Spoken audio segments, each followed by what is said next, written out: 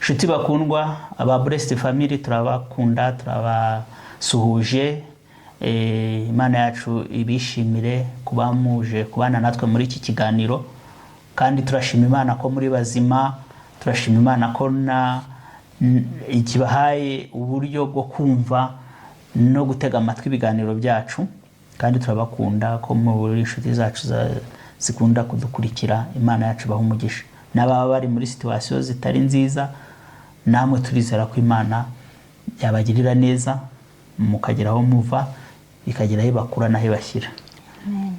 Ne Emmanuel rero muri iki kiganiro turi kumwe na Betty. Karibu cyane mu kiganiro. Murakoze. Rero reka dutangire dusenga Imana tuyishimira kuba turiho turi bazima twahuriye muri iki kiganiro. Ariko nkuko bisanzwe tugira n'ijambo ry'umunsi numara gusenga urakomerezaho. Karibu Mana yacu kumugisha. Reka duce bugufi dusenga Imana. Data wa twese uri Imana yacu y'ukuri n'ubugingo, turagushimiye kuko wabanye natwe, komeje kubana natwe, komeje kuturinda, komeje kurinda abakunzi bacu ba Blessed Family aho bari mu mpande enye z'isi zitandukanye.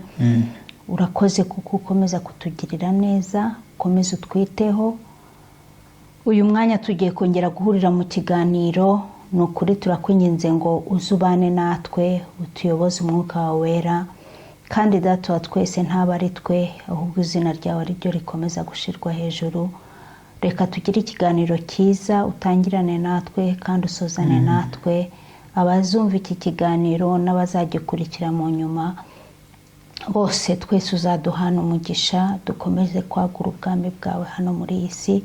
Ibyo byose tubyambaje tubyizeye ko dukoreye mu izina ry'Umwami wacu Yesu Kristo. Amen. Amen. Karibu. Murakoze cyane ko twongeye guhurira muri iki kiganiro abakunzi bacu ba Blessed Family. Ndashaka kugira ngo dusangire ijambo ritoya, ijambo riri muri Matayo ibice 24 n'umurongo wa 42. Haravuga ngo nuko mube maso kuko mutazi umunsi umwami wanyu azazaho. Amen. Amen. Mu Cyongereza ho haravuga ngo therefore keep watch because you don't know on what day your Lord will come. Ayo na amagambo twumvisha aya magambo kuva kera, kuva nakizwa nakomeje kumvira ijambo. Kandi mu by'ukuri dukomeje muri iyi minsi ibimenyetso, hari igihe bajya bavuga ngo ibimenyetso by'ibihe. Ibimenyetso by'ibihe byose twarabibonye. Hari intambara, hari ubwami butera ubundi bwami, hariho ibiza bitandukanye, hariho indwara zitandukanye, hariho ibintu bitandukanye. Abantu bagakomeza kenshi bavuga yuko ngo Yesu Kristo ari hafi kugaruka. Ariko nyamara mu by'ukuri iyo turebye neza ijambo ry'Imana icyo rivuga, riratubwira ngo mube maso, ntabwo muzi igihe umwami wacu azazira. Ibyo nibyo tugomba gukurikirana. Ahubwo ikintu dushishikariza ni ukuba maso, tugahora dusenga, tugahora twiteguye kuko tutazi umunsi n'igihe. Hari irindi jambo rimbwira neza ngo umwami wacu ngazaza nk'umujura. Umujura ubundi ntabwo ateguza. Ahangaha turashaka kugira ngo twongere dushishikarizwe yuko tutagomba kugendera ku bihe turimo muri iyi minsi. Tutagendera ku byo tubona, tutagendera ku byo iby'amaso yacu, iby'amatwi yacu yumva, ahubwo tugendere mu ijambo ry'Imana icyo ribitubwiraho. Riratubwira ngo nitube maso kuko tutazi umunsi n'igihe. Ibi biradusaba kugira ngo dukomeze twiteguye, dukomeze twiteguye, turi ready kuko anytime, umunsi wari we wese, igihe cyari cyo cyose, yaba ku manywa yaba nijoro, umwami wacu ashobora kugaruka. Nta muntu uzakubwira ngo ibintu byose byavuze ngo byose byarasohoye ngo tumaze kubibonesha amaso yacu ngo rero ngo ni igihe cy'imperuka, ngo ni igihe Yesu Kristo ngo agiye kugaruka. Oya, ntabwo ari ko ibintu bimeze, ahubwo twakabaye tuba maso igihe cyari cyo cyose, kuko tutazi umunsi n'igihe umwami wacu Yesu azagarukiraho.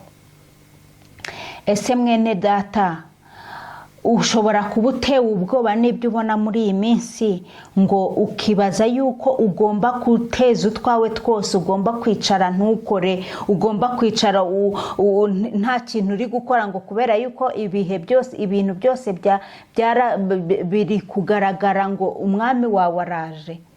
Ese ushobora kuba uri gutekereza ati nyamara ibi bintu wamugana aho babivugiye n'ibiki byose, nawe ukarangara ukavuga uti aho babivugiye reka singomba kubyitaho, ntabwo ibi bintu bindeba.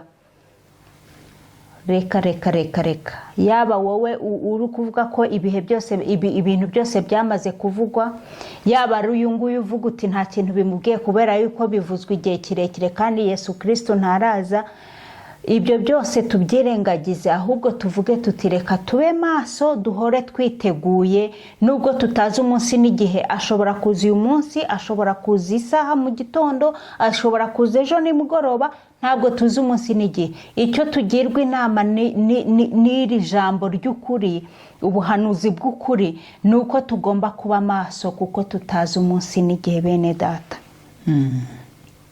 Ibi nibyo tushaka kugira ngo twongere twiyibutse, twongere duhuguraneho, twongere tumenye yuko umwami wacu igihe azazira ntabwo tukizi, kuko azadutungura.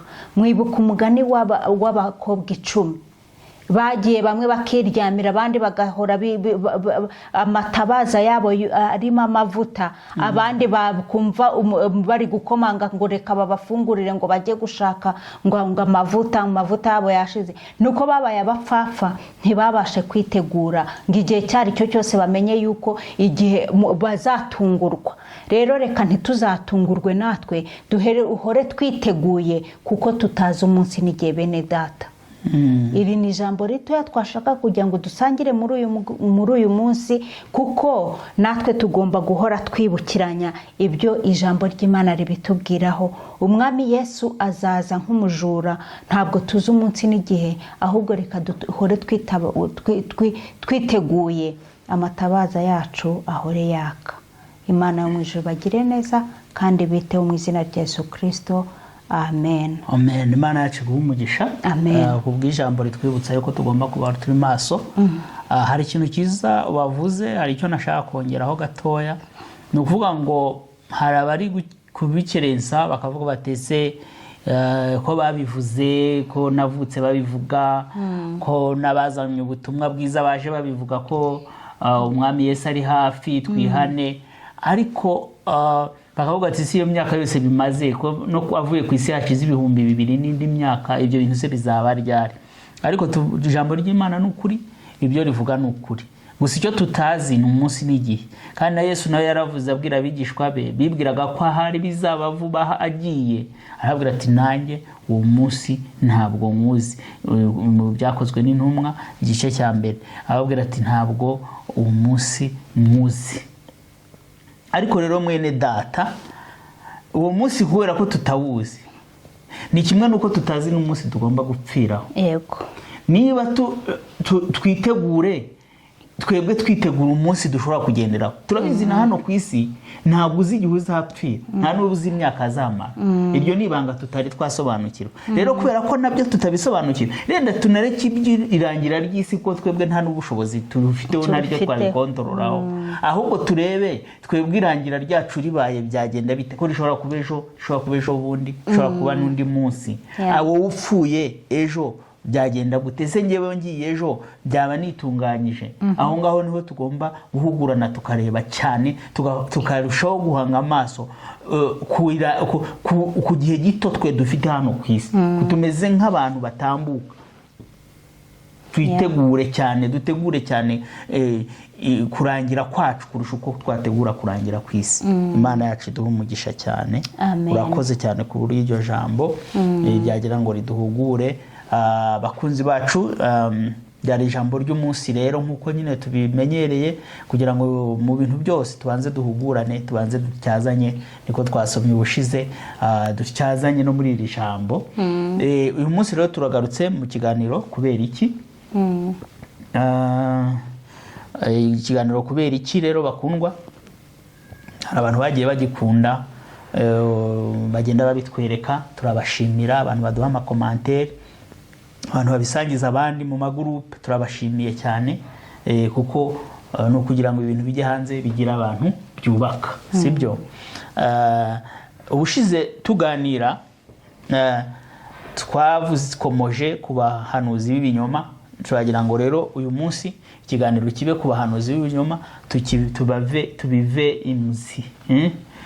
imuzi, kubera ko ubushize mu kiganiro twari turi gukora bazajya kukireba batarakirebye mu kirebe, cyavugaga ku bijyanye no gusenga, ariko abantu basaba ko umuntu yabasengera bakamusaba amafaranga.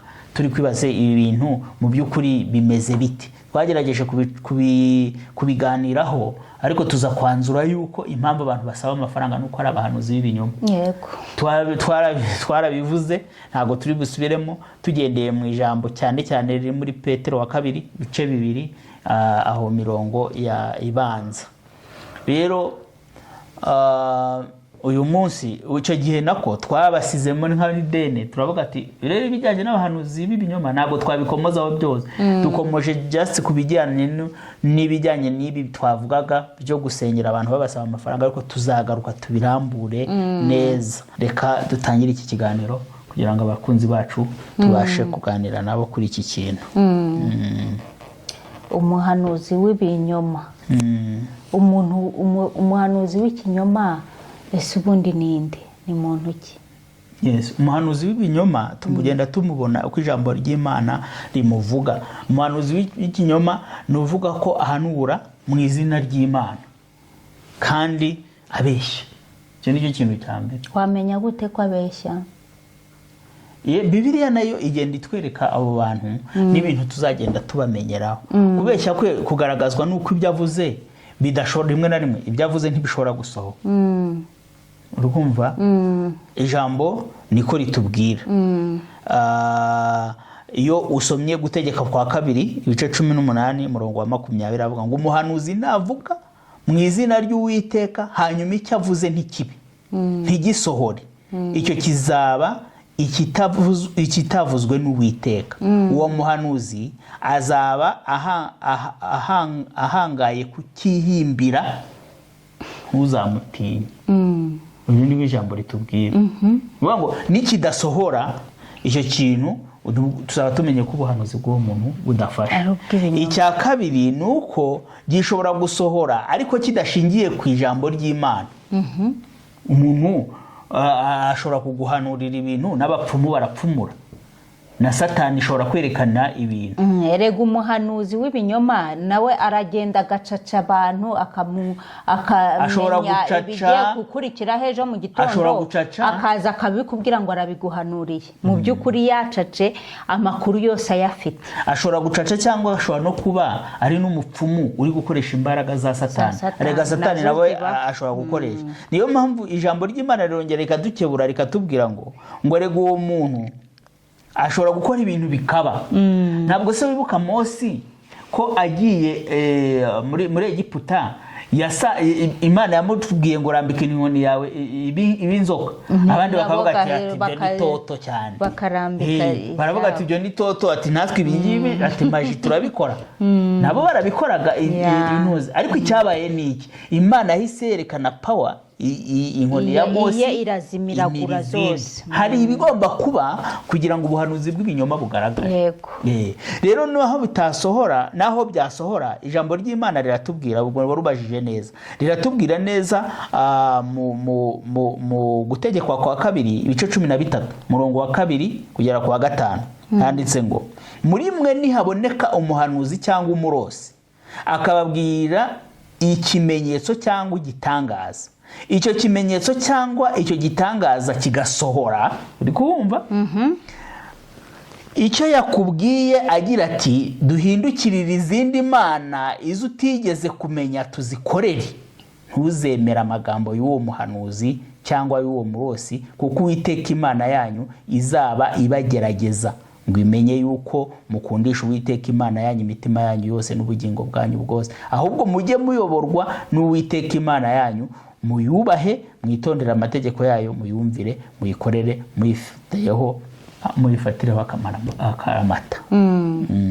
Ni ukuvuga ngo ibyo bintu umuhanuzi w'ibinyoma ashobora kubihanura akabona birasohoye, ariko mu by'ukuri akaba ashaka kugira ngo akwigarurire, akakujyana mu bindi bintu bitari iby'Imana. Hari abantu ubona bagushiduka bameze nk'abakujyanye mu bupfumu. Yego, ibyo bintu biragaragara, kuko akenshi usanga bari no kuguha ibintu uhindura nk'aho ari ibigirwamana byo kwizera kurusha kwizera imbaraga z'Imana. Nabonye umugabo ejo bundi, niba ari muri Nigeria cyangwa muri Ghana, arabwira abantu yubatse igicaniro aho abaga inka n'amaraso yayo akagira ukuntu abigenza, inka akayishyiraho yose ngo yitange yose ayitwike, uri kumva? Ariko amaraso yayo n'ibiki n'ibintu akubwira uzambariraho n'ibyo uzagendana, ubona ko ni ubupfumu bwuzuye, ariko yiyita ko ari bishop. Ashobora kugukorera ibintu bigasohora, ariko ya maraso n'ibindi byaho bikoresheje binyuranyeje n'ijambo ry'Imana. Kandi abantu benshi uwo muntu baramukurikiye, baruzuye aho ngaho, kubera ko yabivuze noneho bikaba byanasohoye, ariko mu by'ukuri imbaraga ziri kubikora ntabwo ari imbaraga, ntabwo bazizi, ntabwo ari guhanurira, ntabwo bazi biri inyuma y'ibyo byose. Ego cyane rwose. Rero twumvishe ko uwo muhanuzi w'ibinyoma ashobora kuba avuga ibintu ntibibe, icyo ni kimwe. Niyo byasohora ariko bigasohora bidasohoreye mu ijambo ry'Imana, bikaba ari ibintu biri gukorwa mu buriganya, bikaba biri gusohorera mu buriganya. Reka dusome ibyahishuwe wumva iby'uburiganya. Ibyakozwe n'intumwa, reka dusome ibyakozwe n'intumwa nako ibice 13:6 kugera ku 10. Ngo barombereza muri icyo kirwa cyose bagera i Pafo, basangayo umukonikoni w'umuyuda, umuhanuzi w'ibinyoma witwaga Bariyesu, ari kumwe n'umutware Serugio Paulo wari umunyabwenge. Uwo ahamagaza Barinaba na Sawuli ashaka kumva ijambo ry'Imana, ariko Eruma w'umukonikoni, izina rye niko risobanura, abagisha impaka, ashaka kuyobya uwo mutware ngo atizera. Maze Sawuli ari we Paulo, yuzuye umwuka wera, aramubwira ati, wa muntu we wuzuye uburiganya n'ububi bwose, wa mwana wa Satani we, wa mwanzi w'ibyo gukiranuka byose we, ntuzarorera kugoreka inzira z'Umwami Imana zigororotse. Urumva harimo umuhanuzi w'ibinyoma, mu bindi bimuranga harimo ibiriya byose amushinje ko ari umwana wa Satani, ariko kugoreka inzira z'Umwami Imana zigororotse. Ahangaha bari barimo barabwiriza, barimo bari mu gihe Paulo yari arimo gukora gahunda zivuga butumwa. Aho rero yaje guhura n'umuntu w'umukonikoni w'umuyuda, akaba ari umuhanuzi w'ibinyoma. Unabona ko yishyiraho n'akantu ka Yesu ngo ni Bariyesu. Urumva nyine ari ashaka kwigira aka kantu nagatekerejeho, n'iryo zina ubwaryo harimo kwishyiraho n'ako kantu ka Yesu, agashyiraho ikindi imbere cyo kugukingiriza kugira utamenya. So ni buryo nabitekerejeho, ariko hari uburyo icyo nashaka gusobanura, nari nkisobanura wambaza ati umuhanuzi w'ibinyoma ni uwuhe? Ni umuntu uvuga ko ahanura mu izina ry'Imana, cyangwa se uvuga ko hari iby'Imana yamweretse, haba mu nzozi, haba mu buryo direkite bw'ubuhanuzi, akaba avuga yuko ibyo bintu yabibonye kandi abeshya. Mbese mu kubeshyira Imana ko hari icyo yakubwiye kandi ntacyo, ari ibyo uri kwihimbira, cyangwa se ari ibyo ukuye kuri Satani. Rero turavuga ngo ibyo bintu bishobora ijambo ry'Imana riravuga ngo nibidasohora umuntu azaba ari umunyabinyoma, ariko nabwo nibisohora bigasohora bidasohokeye mu ijambo ry'Imana, avuga ati duhimbe ibindi bintu bihabanye n'ijambo ry'Imana, uzamenya ko ari umupfumu. kandi uwo muntu ijambo ritubwiye yuko agoreka inzira z'umwami Imana. So abahanuzi b'ibinyoma rero icyo tubonye babayeho mu isezerano rya kera, babariho mu isezerano rya rishya, n'ubu ngubu turabafite. Rero igituma tubamenyeshwa n'imirimo yabo bakora.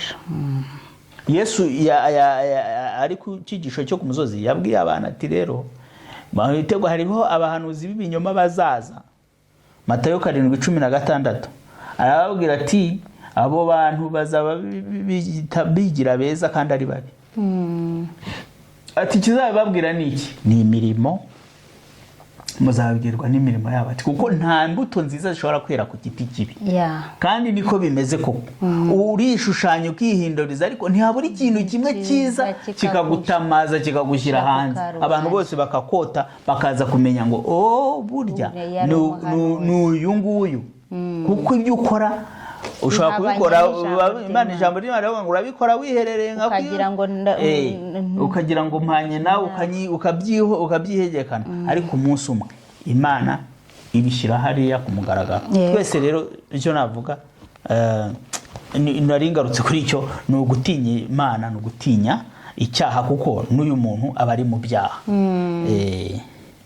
Rero twari dukomeje ku bintu biranga abahanuzi b'ibinyoma, kuko turashaka kubasobanukirwa. Muri biriya twari turi kuvuga definition yabo, ariko mu by'ukuri turashaka kureba ni ibiki biranga aba bantu b'abahanuzi b'ibinyoma. Sibyo? Abahanuzi b'ibinyoma bashobora gukora ibitangaza. Turabibonye muri definition yabo n'ijambo twaribonye. Bashobora gukora ibitangaza kugira ngo bagire bate mu buryo bwabo bigarurira imitima ya benshi, ariko mu by'ukuri babajyana mu buyobe. Sibyo?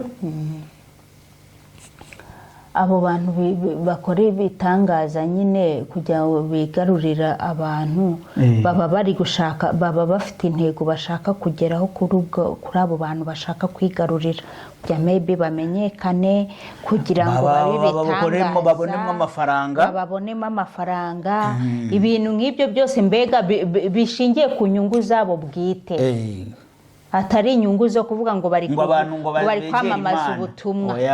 Ni inyungu zabo zo kwigira ibihanganye n'abantu bagomba kumenyekana bibagarukira. Rero nabo bashobora gukora ibitangaza, ariko ibyo bitangaza bigamije kwigarurira imitima ya benshi, banabayobya ariko bishakiramo inyungu. Dusomye Matayo 24:23 kugera kuri 24, haratubwira ngo icyo gihe umuntu nababwira ati dore Kristo ari hano n'undi atari hano, ntimuzabyemere. Kuko abiyita Kristo n'abahanuzi b'ibinyoma bazaduka bakora ibimenyetso bikomeye n'ibitangaza, kugira ngo babone uko bayobya intore niba bishoboka. Kandi ibyo bintu bireze cyane rwose. Biyita abakozi b'Imana bashaka gukora imirimo n'ibitangaza, babone uko bakora intore z'Imana.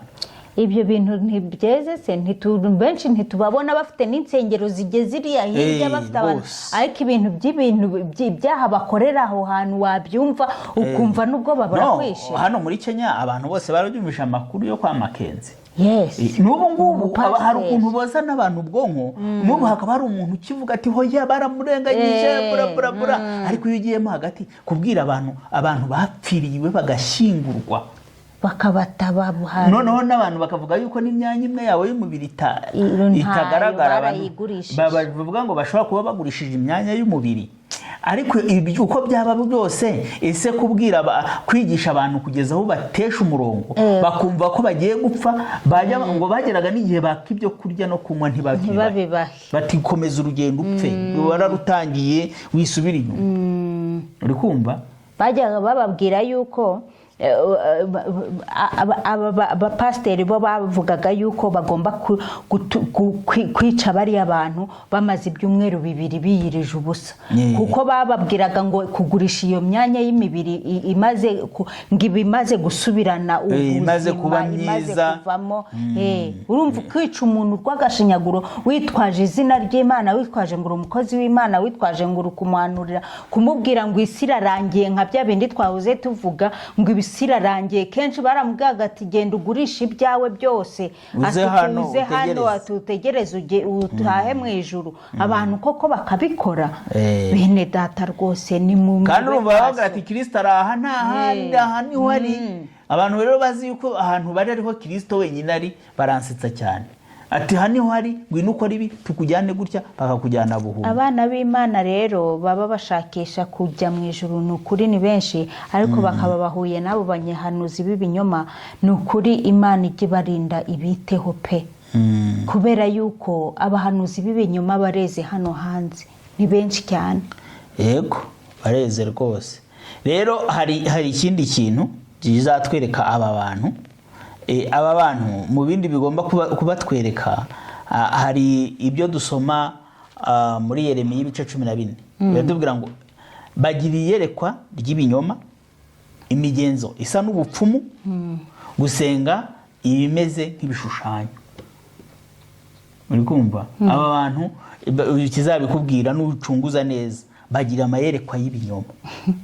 bakubwira ati neretswe ibi, nabonye ibi. ubushize twaganiriye tuvuga ko umuntu ashobora kukubwira ati neretswe ibintu, kandi nawe yagiye kubaza nk'ababapfumu, yaramenye amateka yawe, yayakurikiranye. waje gusengera aho hantu, bagufashe imyirondoro, bakafata imyirondoro imwe bakayiselekisiona, bakajya kubwira uwo mukozi wiyita umukozi w'Imana ati hari umuntu witwa Beatrice yavuye bidiya naha. yaza akavuga ati Beatrice wavuye ugahita mu bwonko bwozwa bukoga neza. umukozi w'Imana hano aramvumbuye, umukozi w'Imana yamvumbuye. reka turebere Yeremiya ibice 14 uko havugwa ku murongo wa 14. maze Uwiteka arambwira ati abahanuzi bahanura ibinyoma mu izina ryanjye, sinjye wabatumye kandi sinabategetse, haba no kuvugana nabo. babahanurira iyerekwa ry'ibinyoma n'iby'ubupfumu n'ibitagize umumaro n'uburiganya bwo mu mitima yabo. hari abantu bakora neza ibintu bijya gusa n'ubupfumu. nari no kubivuga nko kuri wa muntu atangaho urugero, ahubwo ati zana ibi. erega ibintu byo kuzana uzana ibitambo abitwika ibaze. ubushize nari ndi gusangiza abantu uyu muntu dukorana batumye umucanga wo ku kiyaga. ibaze kugutuma umucanga wo ku kiyaga, nese urumva ubwo atari ubupfumu? nkaho kundi bakubwira tuzaza n'isake y'umweru cyangwa ihene y'ibara bitaniye ni kugutuma umucanga ngo uzaza ni mucanga, uzaza n'amazi yaha bari yunywa. ibyo the same, kuko ibyo bihinyura imbaraga za Kristo. kandi usanga benshi hari n'ababa babyifitiye bari kubigurisha. abantu bagurisha amavuta, bagurisha udutambaro, bagurisha ibyo bintu byose. ni ibintu bimeze nk'ubupfumu. ese umuntu arakugurisha agatambaro ngo niko karimo imbaraga gute? ashingiye kuki? ngo nabonye umuntu mu kanya, nabonye umuntu ndimo nsoma aya magambo, nza kubona umuntu kuri interinete aricara inka arasenga, yashyize amavuta. urazana amafaranga ugakora mu mavuta. ayo mavuta zuri gukoramo arakumarira iki? mu by'ukuri arakumarira iki? amaraso ya Yesu Kristo yonyine arahagije kugira ngo ubashe gukira. rero twari tumaze kurebera hamwe, turarebera hamwe kw'abo bantu bafite iyerekwa ry'ibinyoma, imigenzo isa n'ubupfumu no gusenga ibimeze nk'ibishushanyo. ari byo Yeremiya nyine yanditse muri kiriya gice cya 14 umurongo wa 14, ubwo Imana yamubwiraga ati abo bantu ntabwo bahanuza imbazi, ntabwo nigeze mbamenya. buriya bwoko bwari mu bihe bikomeye, ariko hari abahanuzi babubwira amagambo meza yo kubushyeshyenga, ariko Imana irababwira ati abo bahanuzi simbazi, ntabwo nigeze mbamenya. rero ikindi gikurikiyeho cya gatatu, abahanuzi barangwa n'inyigisho z'ibinyoma. n'abantu bakubwira inyigisho z'ibinyoma. iyo urebye ari amagambo bushize twasomye muri Petero, urwandiko rwa kabiri rwa Petero, kuva ku murongo waho wa mbere kugera ku wa kabiri n'uwa gatatu, twereka ko aba bantu barangwa n'inyigisho z'ibinyoma. ikindi cya kane, ni bamwishakira ndamu. ibintu byose bakora baba baviza kugira ngo bagire ikintu bageraho. nuko nyine niyo mpamvu baba babwira ibintu byiza kugira ngo babanambeho ejo bagaruke bumve n'ibindi byiza, ngaha amamodoka, ngaha imfunguzo ze mu modoka mufate, bibanza, amaviza, ibintu nk'ibyo. Kuko umuntu yumvisha ibintu nk'ibyo bimuremamo icyizere cyinshi, akavuga ati yewe umukozi w'Imana ejo nzasubirayo njye kumva ibindi binajyanye n'irara afite nawe yifitiyeho muri we. Ni ukuvuga ngo arapima abantu nyine ababone ibyo bakeneye bashaka, kuko ntabwo ushobora kumbwira uti ihana ibyaha byawe ngo ejo nzakugaruka imbere nzavuga si umuntu ari kumbwira ibiki n'ibiki byose, ariko umbwira uti ati promosiyo urazamutse n'ibiki byose, uyu muntu nzavuga ati ni wowe sha, ni wowe muhanuzi mwiza uri kumpanurira ibyiza n'ibiki byose. Rega nta muntu wanga ibyiza. Aho rero hagenda nyine havamo ibinyoma kuko bashaka kuhuza n'amarari n'irari ry'umuntu. Reka twumve ko Petero yanditse mu rwandiko rwe rwa 2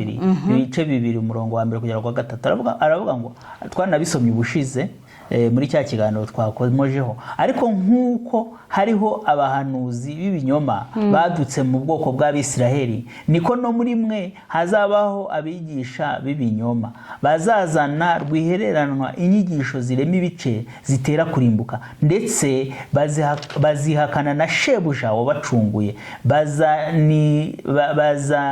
bizanire kurimbuka gutebutse. Ingeso zabo z'isoni nke benshi bazazikurikiza batukishe izina ry'ukuri, kandi irari ryabo rizabatera gushaka indamu kuri mwe bababwiye amagambo y'amahimbano, ariko iteka baciriweho uhereye kera ntirizatinda, no kurimbuka kwabo ntiguhunikira. Imana itugirire neza.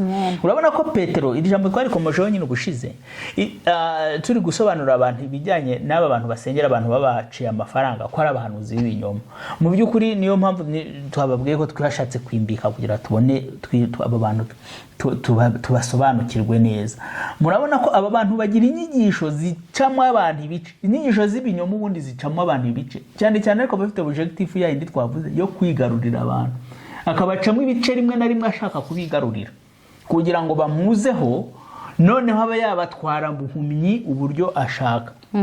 Kandi izi nyigisho ze ngo zitwara abantu kurimbuka, kuko ni inyigisho z'ibinyoma cyane, ni inyigisho zidashingiye ku Mana, zitwara abantu kurimbuka. Noneho ngo banihakana shebuja wabo, nuvuga ngo bihakana Yesu. Ibyo wari kubura ko muzaho ibyo bintu abantu bakoresha, utwo dutambara abantu bagurisha, ayo mazi banywesha abantu, ayo mazi babwira abantu ngo muyagure muyatunge iwanyu, ngo ni ibi by'umugisha, kugenda bakakubwira bati zana ikintu runaka, bitaniye hese nuko umupfumu nawe akubwira ati itwaze aka kantu gakenyerereho.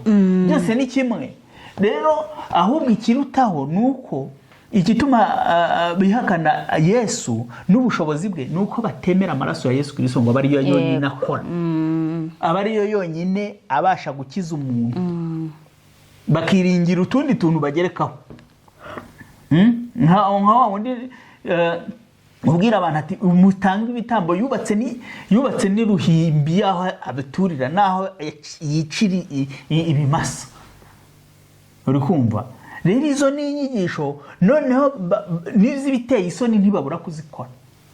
Wundi twavugaga woza imyanya y'abagore, ni ibintu biteye isoni, ariko arabikora, abantu bakabireba, kandi ejo bagasubirayo. Bikanababazwa bose abantu mu by'ukuri barabona cyane ntibabona, baraboza, bakamera nk'abashyizemo igihu bakabafunga amaso. Rero ibi bintu ni ibintu bikomeye cyane. Noneho iyo ugiye kureba kuri icyo cya kane twavugaga kwishakira indamu, ahangaha barabivuze neza ngo kandi irari ryabo rizabatera gushaka indamu. Bafite irari ry'iby'isi, niyo mpamvu wumva umuntu objectif atari ukumenya ngo hazakizwa abantu bangahe, ahubwo objectif avuga ngo nshaka indege, nshaka ibiki. Urumva ntabwo ari gufasha imfubyi n'abapfakazi. Igihugu cyuzuyemo abantu bafite ibibazo n'iki, ariko umuntu arashaka gutunga indege bari bafite aratubacyuza ahubwo tubavane atubakureho, kuko target ye ntabwo ari ugufasha imfubyi, ntabwo ari ugufasha abapfakazi, ahubwo uzumva uwo muntu ashaka kugendera mu bintu bikomeye. Zarangira bangiza mbona abantu bakabatwara rwose. Ntabwo nanze ko umukozi w'Imana amererwa neza pe, ntabwo nanze yuko bahabwa n'icyubahiro, ariko icyubahiro kirenze ukabona umuntu afite icyubahiro kishaka kungana n'ikimana, icyo nacyo bagomba no kumenya yuko kukibaza ni ibibazo. Ni ibibazo, kuko twakagombye no kumenya no kujera ibyo bintu byose bishobora kutujegeza bikadukura mu imbaraga. Rero icyo ngira ngo ni ikintu cyo kwitaho, kuko aba bantu barashaka kukunyunyuza, barashaka gukuraho ibyabo. Ikintu gikurikiyeho cya gatanu ni uko aba bantu bashaka kwigira abamarayika b'umucyo. Bariyoberanya, bakiyambika uruhu rw'intama kandi ari amasega aryana cyane. Kandi ahantu bageze hariho hose ushobora gusanga umuntu yiyorobetse ati ari guhanura, ari gukora ibitangaza, mu by'ukuri avuye aho ngaho waguha amaso abona ngo umubone wese, wagira isoni, wagira n'ubwoba cyane rwose, kuko wasanga ntiyasega ahubwo isumba se wabo w'amasega yose. Nibyo Yesu rero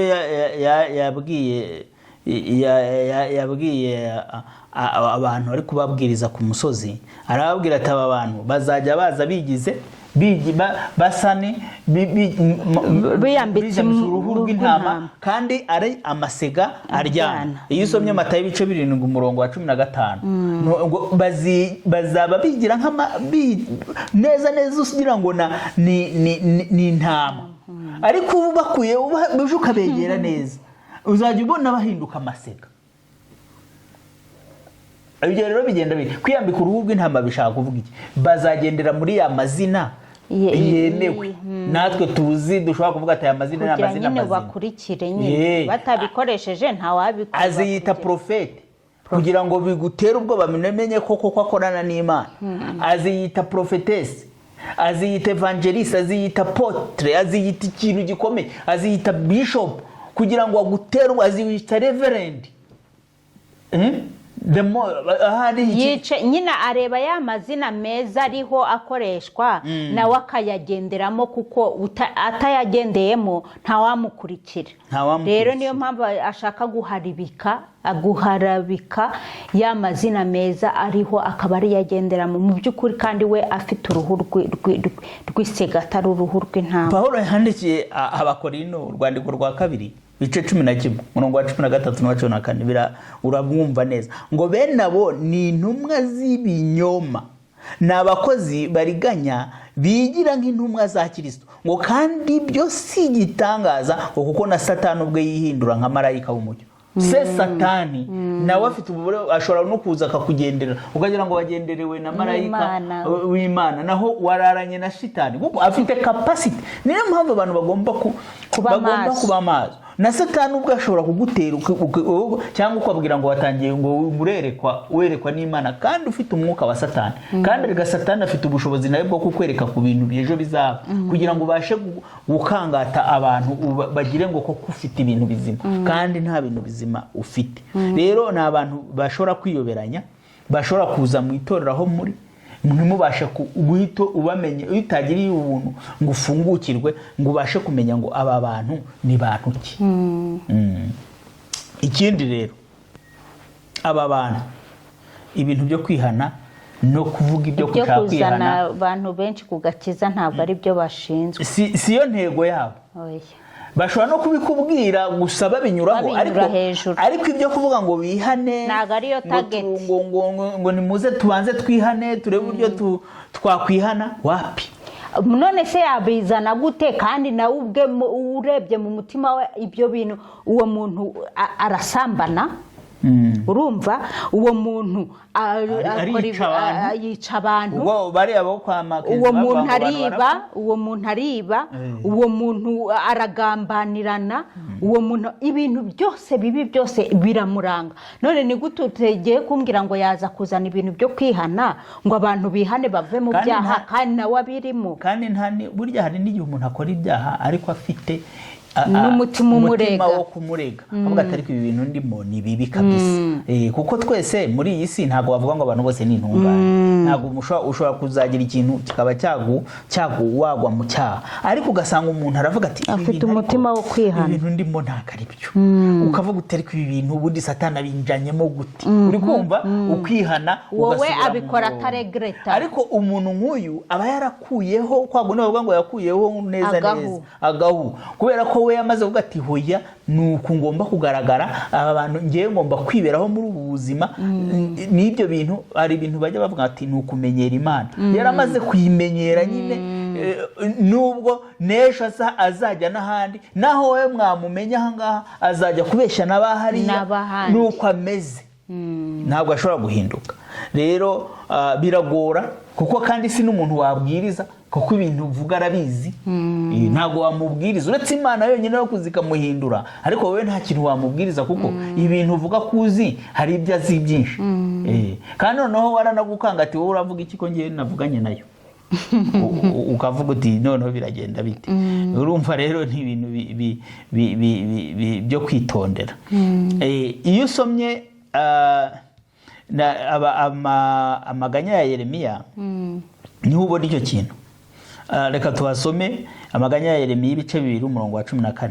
aranditse ngo abahanuzi bawe beretswe iby'ubusa iby'ubupfuku bwawe, kandi ntibakugaragarije igicumuro cyawe kugira ngo bagarure abawe bajyanywe ari imbohe, ahubwo beretswe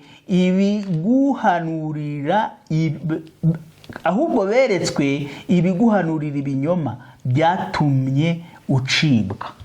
urumva abo bahanuzi babwiraga Isirayeli, bamwe twabonye babwiraga Isirayeli ati nta kibazo, Imana izabigenza neza buraburabura. Imana ikavuga ati abo bantu ntabwo ari abanjye, ntabwo mbazi. rero hano umwanditsi aravuga ati kugira ngo abo bantu baguhanuriye beretswe ibiguhanurira ibinyoma, kandi noneho ntibigeze bakangurira Abisirayeli kwihana igicumuro cyabo. ni abantu badashaka kwerekana abantu. nibyo wari uri kuvuga mu kanya, ndetse akubwiye kwihana, ashaka kukubwira ibyo kwihana wamuvaho. ariko se naza akakubwira ibyiza, naza akakuyobya muri ibyo byo kububwira ngo nguhaye inzu, nguhaye iki, nguhaye ibi, kuko nawe naba busikologe arakureba akagusoma akamenya kumenya ati uriya muntu afite akazi kameze gute, afite amafaranga angana gute. umuntu ufite akazi keza, umuntu ufite imodoka nziza, umuntu wenda ufite business ya miliyoni zingahe, ubu kumubwira yuko Imana imuhaye inzu ni ikibazo? ntabwo ari ikibazo. nanjye nabikubwira ibyo ngibyo, ni ibintu nareba nanjye n'amaso yanjye nkabikubwira, ariko arareba ibijyanye n'ukuntu apfumura bya bindi twabonye yuko afite imigenzi isa n'ubupfumu areberamo, agashaka gupredikitinga ejo hazaza kugira ngo ubashe kumwizera. rero ibintu byo kwihana, kuvuga ngo mwihane, kuvuga ngo abantu babihane, babwiriza ibyo kwihana, ibyo ntibimureba, aranabihunga wa mugani wawe, kuko nawe byamukoraho. ntabwo yaza kuvuga ibintu atari buze kwapurika ngo bize kugira umumaro. rero twari turavuga ibi bintu, ntabwo twiriwe twinjira mu cyane, ariko twaberetse ijambo ry'Imana icyo rivuga. mushobora gusubirayo mugasoma cyane, mukarushaho gucengerera ijambo, kuko ni ijambo ry'ukuri. iyi mirongo mwongere muyisesengure, musome n'igice aho gitangirira, birushaho gutuma murushaho gusobanukirwa neza aba bahanuzi b'ibinyoma. reka rero twanzure iki kiganiro kugira tutarambirana cyane.